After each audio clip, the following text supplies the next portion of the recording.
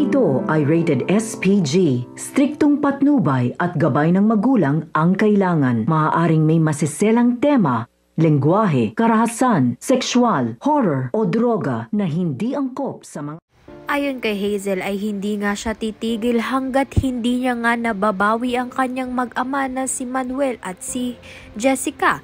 Kaya naman nga't binablockmail niya nga itong si Jessica upang pilitin nga itong si Manuel na wag ngang ituloy ang kanilang annulment case. Subalit suportado naman nga itong si Jessica sa annulment nila dahil alam nga ni Jessica na ang mahal nga ni Manuel ay itong si Felma. Dahil ayaw nga tulungan ni Jessica itong si Hazel sa kanyang kagustuhan.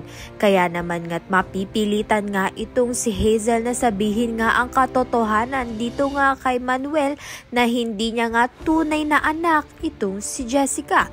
Subalit malaki naman ang posibilidad na hindi naman nga iwan ni Manuel ito ngang si Jessica kapag nga nalaman niya ng katotohanan dahil simula't simula pa nga ay anak niya na ngang tunuring itong si Jessica. Samantalang nang malaman nga ito ni Colleen ay kinaladkad niya nga palabas itong si Jessica dahil manloloko nga raw ito at hindi naman nga siya tunay na anak ni Manuel. Kaya naman nga't yan at iba pa ang dapat nating pakaabangan. Maraming salamat sa iyong panunood.